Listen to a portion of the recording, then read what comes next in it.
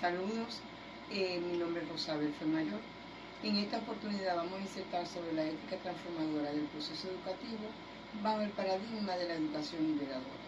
La presente investigación se conforma de un propósito general, el cual consiste, valga la redundancia, en generar una aproximación teórica de la ética transformadora del proceso educativo de la educación liberadora en el Instituto Universitario San Francisco.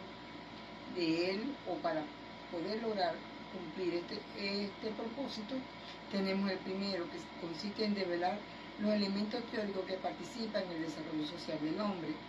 El segundo, comprender la transformación del proceso educativo bajo el paradigma de la educación liberadora en el Instituto Universitario San Francisco. Y el tercero, formular a partir de los postulados de la ética transformadora del proceso educativo bajo el paradigma de educación liberadora, un cuerpo de principios orientadores a los docentes del Instituto Universitario San Francisco. El escenario de la investigación en San Francisco, el Instituto de Fe y Alegría, el cual se denomina Instituto Universitario San Francisco. Se tuvo como línea de investigación la que suscribe el área de la capacidad innovadora en educación. Y los fundamentos teóricos están basados en función de la ética por Santana, Espinola, Romero, Barroso, entre otros. En cuanto a la educación liberadora, tenemos a Freire, Valladares y Muñoz. Los referentes teóricos.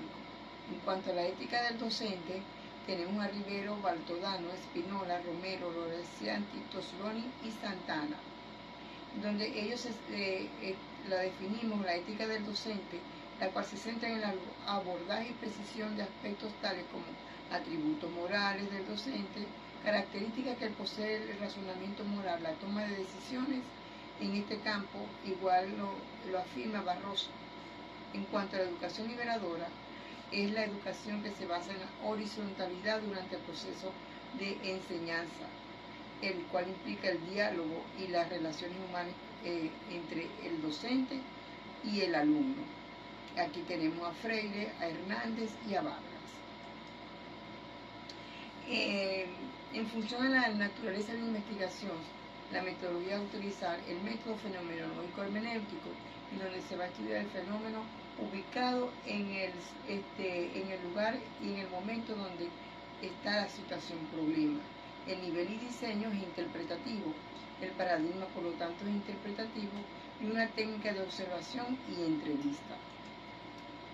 El escenario y las unidades de análisis. El escenario de la investigación son los docentes que elaboran en el nivel de educación superior, es decir, en el Instituto Universitario San Francisco, con una unidad de análisis que serían los 5 docentes seleccionados, tomando en cuenta un criterio.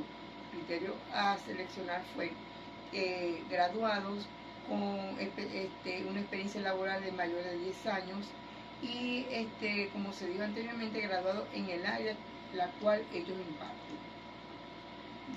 Las técnicas de instrumento tenemos como técnica la observación participante, que está basada en los fundamentos de Tamayo y Tamayo, y el instrumento la entrevista a profundidad.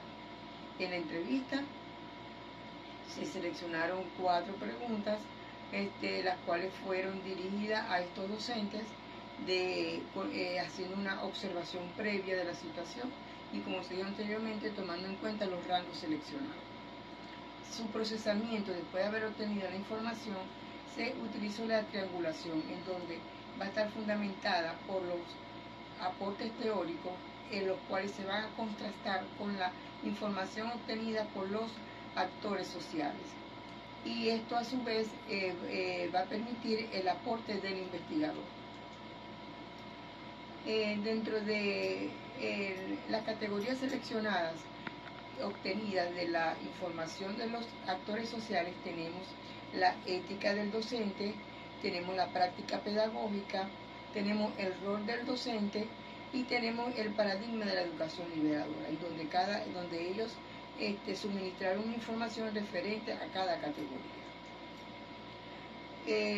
Tomando como una síntesis y resumen de los resultados obtenidos, en cuanto a la triangulación, ha demostrado la concordancia mayormente en la ética del docente durante su práctica pedagógica.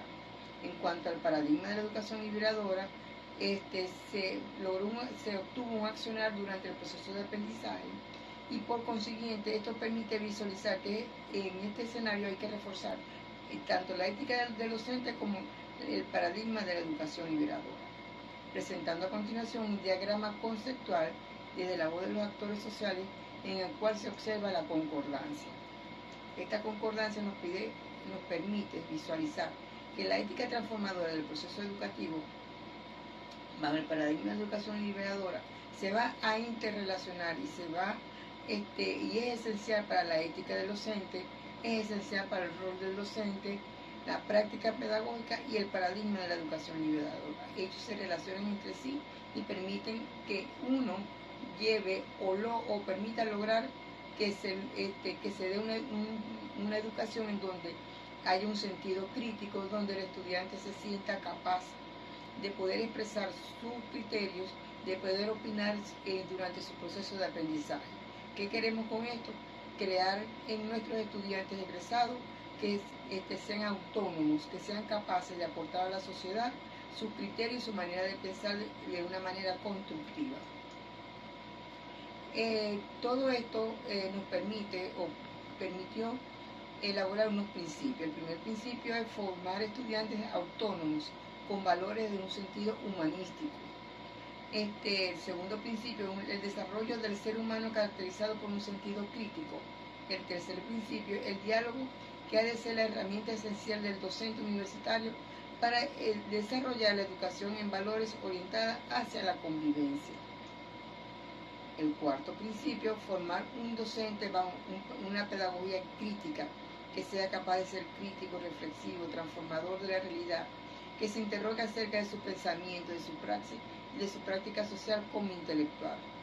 Docente sería el principio número 5, docentes universitarios que bajo la formación pedagógica liberadora se conviertan en educadores y educando al superar la contradicción entre la dicotomía de que el que sabe y el que no sabe, entre el quien narra o transmite un saber.